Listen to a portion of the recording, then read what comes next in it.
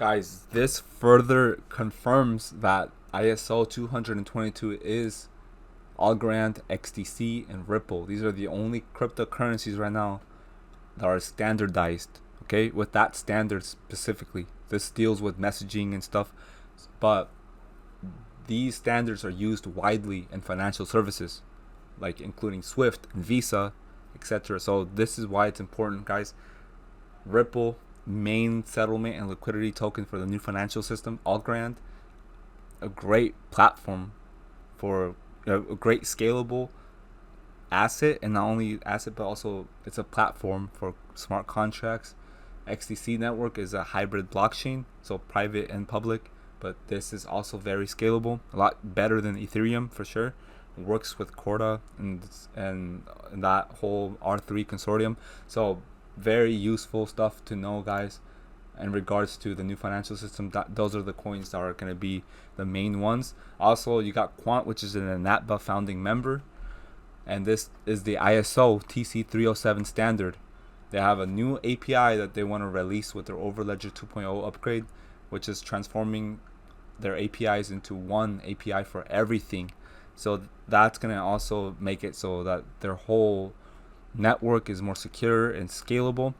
So federated authentication standards, so that security and resilience updates for cloud infrastructure. So that probably tackles on like being future proof, and scalability is a big part of being future proof for sure. Now I want to detail for any of you guys who hold XDC now that you've seen all the videos by Quincy Jones and stuff about why XDC is going to become a beast of a cryptocurrency, then these are the places where you can store your XDC tokens outside of exchanges, where you own, you're the keys to your assets. The two main ones are the Decent wallet and then the Warda software wallet. So this one's a hardware plus software wallet, the Decent wallet, and then you got the XDC wallet, which is just a software wallet. It's on their official website for Synfin. I think it's like synfin.org. You can look that up. But anyway, another piece of information I want to show you guys is that Tom Brady wants to be a pioneer in crypto. So for any of you football fans, guys, he has a partnership with the FTX exchange, and he shrugged off the recent market correction. So on top of that, BNY Mellon embraces crypto.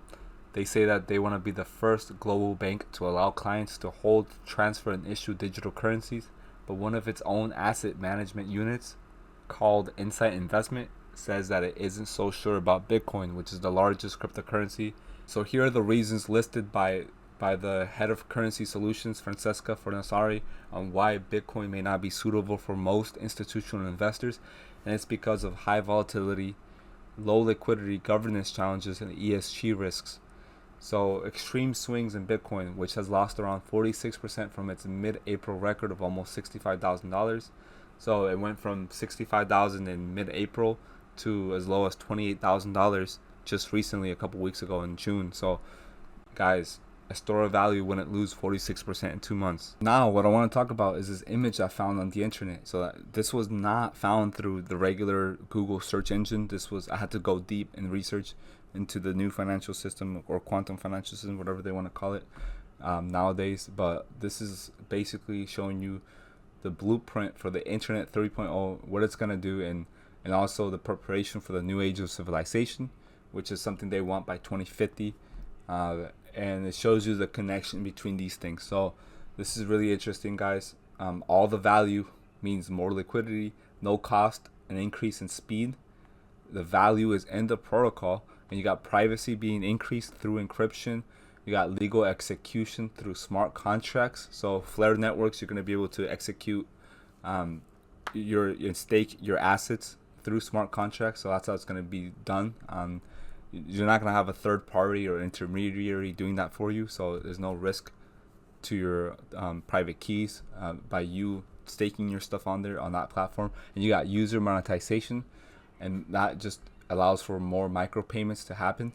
And you got IP protection through NFTs.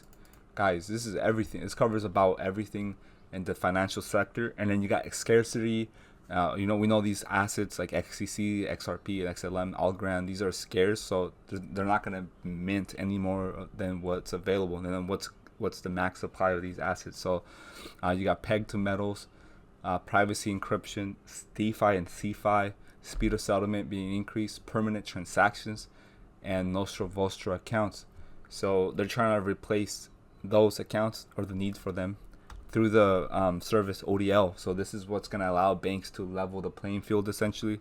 So they won't have to hold like other currencies or even the US dollar. They can just hold XRP and then swap between the US dollar, the British pound, stocks, or even bonds, or anything in the derivatives market. So you're going to be able to swap in and out of any asset at any time, by utilizing XRP as a bridge asset. And it's going to have to be highly priced and stable, right? We already mentioned why they don't like, for institutions, they don't like Bitcoin at its current form. Is because it's too slow and expensive, highly volatile. There's low liquidity, and this is something that XRP is going to not suffer from, especially if it goes up to a high price and becomes that that bridge asset worth between 3 to 5 digits.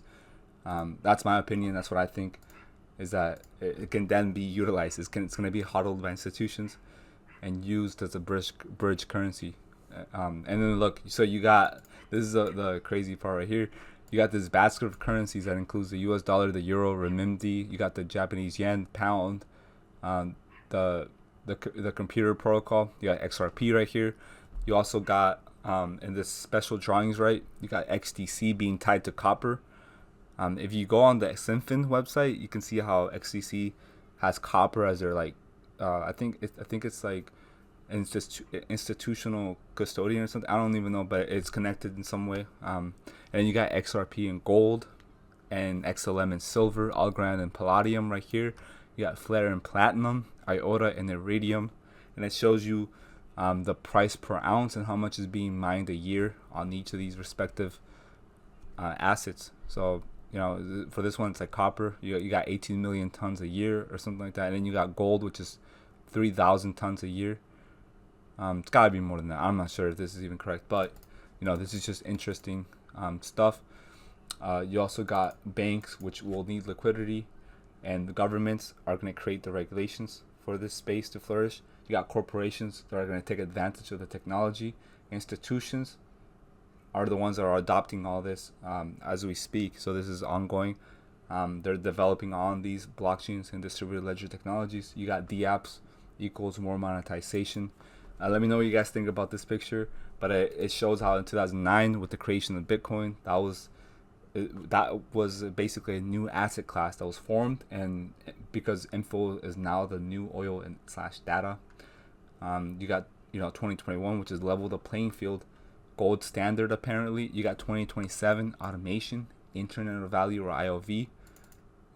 So 2030 asteroid mining. A lot of this stuff is reaching, so it may not even happen, but it's just interesting to look at this perspective. Whoever made this definitely did the research on what's going on with Internet 3.0 and how that's going to change the world and the economy as a whole. And then you see here, they're not the only ones that are seeing that vision for the future.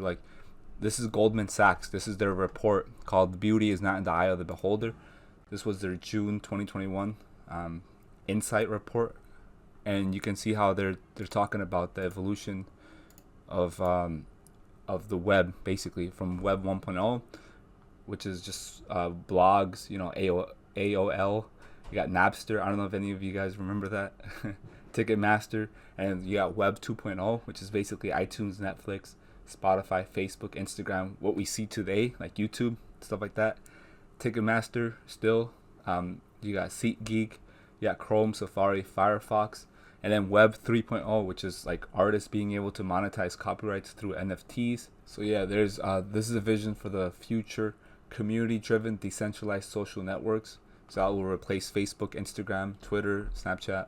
Users control and monetize their personal data. So instead of Facebook monetizing your own personal data that's tied to you, so that they can put ads in front of you and then get paid. That's how they make money, is by putting ads on their platform. You're going to be able to control that data, and you're making money yourself instead of them. So it just increases the monetization, just like I showed you in this image. dApps will increase that monetization. You got user monetization, micropayments. That's what it's talking about. That's the vision, the possible vision of the future.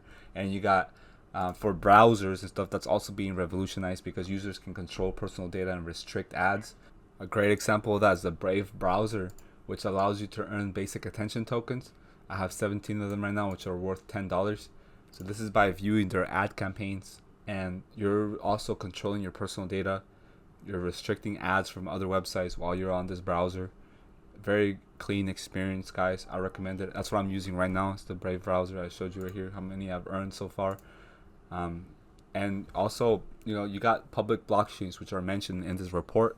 You got central banks, which issue traditional fiat currencies, and CBDCs. They're looking into the possibility of them issuing CBDCs. But obviously, they can't do it on something like the Bitcoin or Ethereum blockchains because they're too inefficient. And even check out what the Bank of England said about their UK CBDC. They said it will be tens of thousands of times more efficient than Bitcoin. So this is why I believe that Bitcoin is not the chosen cryptocurrency, and even Ethereum. It's not even. It may give you a 5x, 10x, whatever, but it's not going to be, it's not going to give you those rewards and returns from owning something like XRP or XLM or Algorand, because these are assets that are here to stay for sure, and they're not open to 51% attacks like Bitcoin and Ethereum right now. They're more secure. And look, Quant launches Overledger 2.0 with interoperability to Ethereum, XRP, and Bitcoin. So this just goes to show you guys that they want to work with Ripple's partners and customers, because they're connected to a lot of banks and institutions. For one example is Volante. And look, this new approach for Overledger works as a universal translator for enterprise developers, community developers, and users benefiting from using a simple and standard interface to access all supported DLTs and blockchains. So yeah, that's gonna be it for the video, guys. Hope you all enjoyed it. Leave a like and comment if you did, and subscribe to my channel if you're new. See y'all on the next one. I am out.